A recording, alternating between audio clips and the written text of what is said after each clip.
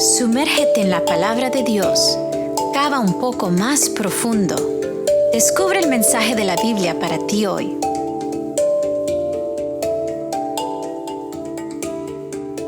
Amigos, en esta mañana nuevamente estoy contento de compartir con ustedes una vez más de la palabra de Dios. Y vamos a comenzar el estudio de hoy que se titula Comienza donde estás. Por esto, hagamos la oración para comenzar el estudio con la bendición y dirección del Espíritu Santo. Oremos.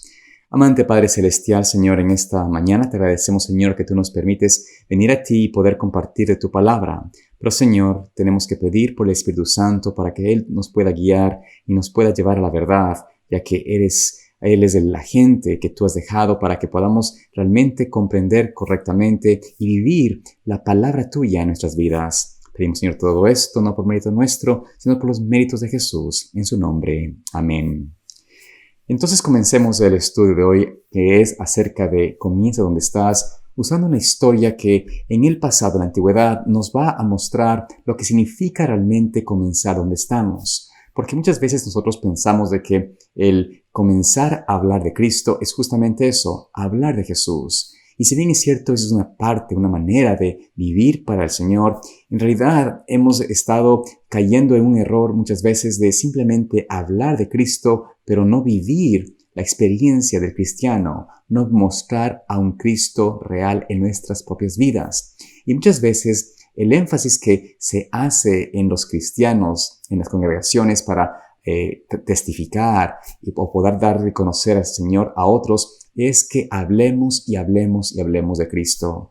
Pero creo que nuestro enfoque debe ser más allá de hablar. No quiero decir con esto de que no se debe hablar. Obviamente, hay que hablar del Señor Jesús, hay que hablar de su amor, de su misericordia, de su evangelio. Pero más importante o tan importante como hablar de Cristo es aprender a vivir por Cristo. Y en ese sentido, creo que lo más importante para nosotros, para poder comenzar donde estamos, es aprender a vivir una vida genuina cristiana, una vida que sea apegada a la palabra de Dios, una vida que sea en sometimiento, ¿no es cierto?, a la voluntad del Señor Jesús. Notemos entonces en la historia de hoy que vamos a analizar lo que sucedió con un joven, con una persona que fue llevada a un sitio inhóspito, en donde el ser o el predicar o hablar de Cristo o de la palabra de Dios era visto de una forma negativa. Y en ese sitio, en ese lugar, vamos a poder nosotros entender lo que significa realmente y el poder de experimentar una vida genuina como cristiano y el poder del testimonio vivo. Por esto comencemos en el libro de Génesis, en el capítulo 39, y veamos la historia de José cuando fue llevado a Egipto. Dice allí, versículo 1 en adelante. Llevado pues José a Egipto, Potifar, un egipcio oficial de Faraón, capitán de la guardia, lo compró de los ismaelitas que lo habían llevado allá. Pero Jehová estaba con José, quien llegó a ser un hombre próspero, y vivía en la casa del egipcio, su amo. Vio su amo que Jehová estaba con él, que Jehová lo hacía prosperar en todas sus empresas. Así halló José gracia a sus ojos y lo servía. Lo hizo mayordomo de su casa y entregó en su poder todo lo que tenía. Desde el momento en que le dio el encargo de su casa, de todo lo que tenía, Jehová bendijo la casa del egipcio a causa de José, y la bendición de Jehová estaba sobre todo lo que tenía, tanto en la casa como en el campo. Vemos en este pasaje la historia de José. Recordemos que José era ya un esclavo, ya no era un hombre libre. Había llegado a Egipto, vendido por sus hermanos a los ismaelitas, y estos lo ofrecieron en el mercado, ¿no es cierto?, de esclavitud, y un hombre, Potifar, lo compró. Pero este joven José, siendo esclavo, de alguna manera decidió mostrar y vivir en el sitio donde estaba la religión de sus padres, mostrar lo que significa ser un creyente en el Dios Todopoderoso. Y esa es la respuesta por la cual, donde él comenzó en su estado de esclavo, de no tener voluntad propia, de no tener aparente ninguna libertad, aquí es donde Dios obró en favor de él y todo lo que él hacía era claramente visible para las personas de que Jehová estaba con él y todo lo que él hacía era bendecido, prosperado, a tal punto que rápidamente él dejó de ser un esclavo y se convirtió en el mayordomo. En el amo, por decirlo así, en el que estaba sobre toda la casa de Potifar. Dice la palabra de Dios de que nada hacía Potifar sino simplemente recibir el alimento que José le daba, porque José estaba a cargo de todas las cosas. Y Jehová bendecía, el Señor bendecía, prosperaba a tal punto que Potifar y todos los de su casa pudieron entender de que era el Señor, el Dios de José, el que hacía prosperar, el que traía la bendición, el que hacía que lo que José hacía, lo que José obraba, sea grandemente bendecido. Así es como vemos en una manera muy práctica la importancia de comenzar donde estamos a vivir por el Señor Jesús, a vivir en una forma real del cristianismo.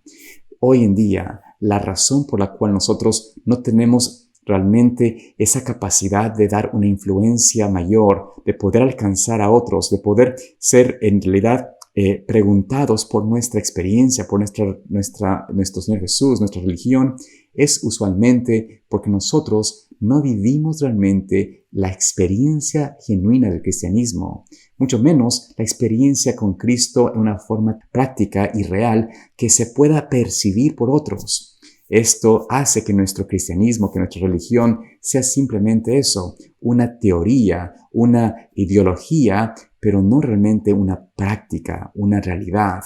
Si nosotros viviéramos tal cual debemos vivir para Cristo, no solamente nuestros hogares serían mejor y más bendecidos, pero en realidad nuestro alrededor, nuestro entorno, nuestras empresas para que trabajamos, nuestros jefes se darían cuenta de que sus negocios, sus empresas son bendecidas, son prosperadas por nuestra fidelidad, nuestra influencia en el medio en que estamos. Pero sin las personas en nuestras oficinas, en nuestros negocios, en nuestros trabajos, en nuestro alrededor, no pueden valorar y no pueden ver al Señor a través de nosotros, estamos fracasando. No estamos comenzando donde estamos. Es por eso que en la lección de hoy, nuestro enfoque principal debe ser brillar en el lugar en que estamos, comenzar en el sitio en que estamos viviendo. Así es como entonces la historia de José tendrá una repetición en nuestras vidas. Podremos realmente traer el conocimiento del Señor Jesús por la manera como nosotros actuamos y donde estamos en este momento. Hay personas que piensan que debemos nosotros esperar a que Dios nos llame a ser misioneros en otro país para poder entonces obrar. Recuerdo que una persona me decía, mira, el Señor Jesús dice de que nadie es recibido en su propia tierra.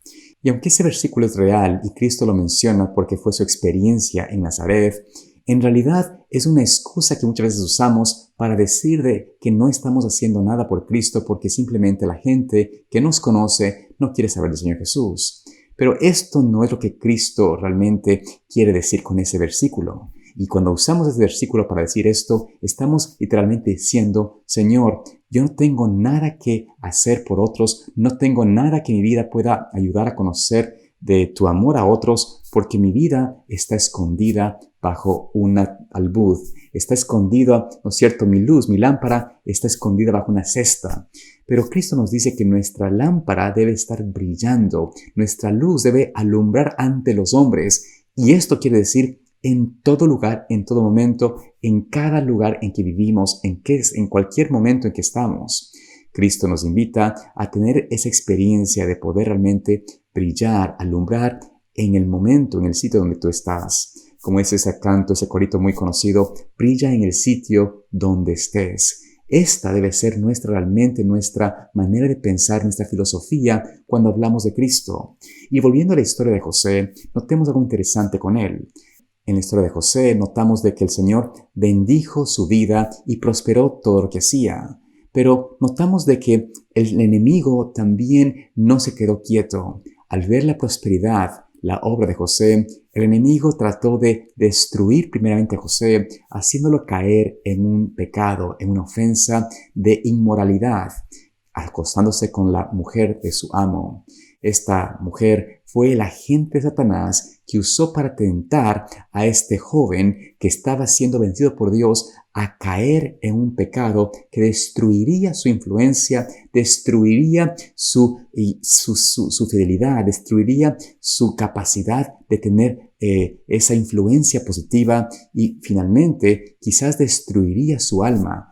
Y además de esto, destruiría la influencia positiva y el legado que el Señor había dejado a través de José a todas esas personas de Egipto. Por esto vemos entonces que Satanás se propuso y esta mujer fue una de las herramientas del enemigo para tratar de destruir a este joven. Finalmente, entendemos la historia, conocemos lo que pasó. Él se rehusó hasta el punto que ella se llenó de odio, de rechazo contra él y lo mandó a matar si fuese su voluntad. Simplemente, a pesar de esta acusación terrible, vemos de que su amo, Potifar, lo bota y lo lanza en la cárcel. Y ahí en la cárcel, la historia de este joven no termina en una desgracia, sino que vemos que en la cárcel, aunque Dios lo lleva, o mejor dicho, Dios permite que fue llevado a la cárcel, vamos a ver lo que nos dice allí en el capítulo 39, los versículos 20 en adelante, lo siguiente. Tomó su amo a José y lo puso en la cárcel, donde estaban los presos del rey, y allí lo mantuvo. Pero Jehová estaba con José y extendió a él su misericordia, pues hizo que se ganara el favor del jefe de la cárcel. El jefe de la cárcel puso en manos de José el cuidado de todos los presos que había en aquella prisión. Todo lo que se hacía allí, él lo hacía. No necesitaba atender el jefe de la cárcel cosa alguna de las que estaban al cuidado de José, porque Jehová estaba con José y lo que él hacía, Jehová lo prosperaba. Aquí vemos entonces cómo José, aún en la cárcel, aún siendo acusado injustamente y llevado a un sitio desagradable, un sitio oscuro, un sitio hostil, vemos de que José no permitió que su entorno pudiese apagar su experiencia con el Señor. Notamos como aquí también el carcelero se dio cuenta de que este joven, de que este hombre era alguien especial y que la influencia de Dios, el Dios de los cielos, estaba con él, a tal punto que José volvió a tener toda la cárcel bajo su cuidado, bajo su trabajo, bajo su custodia. Era, por decirlo así, el carcelero, aunque era un preso. Y esto nos muestra cómo el Señor bendice a quien decide hacer de su vida, de su experiencia, de donde quiera que estemos, realmente la experiencia de mostrar la relación viva con el Señor Jesús. Que Dios nos permita en esta ocasión, en este día, aprender de esta experiencia, a recordar de que si estos jóvenes como José, como Daniel también, pudieron tener esa eficacia, esa evidencia de vivir vidas donde quiera que estén para Dios, también nosotros hoy podemos hacer lo mismo, de poder mostrar al mundo que nuestro Señor, que nuestro Redentor es vivo y que nuestras vidas son un reflejo de su amor. Que Dios te bendiga en este día y espero verte mañana aquí también para continuar estudiando más de la palabra del Señor. Dios te guarde. Profundizar es una producción de Pathway to Paradise Ministries.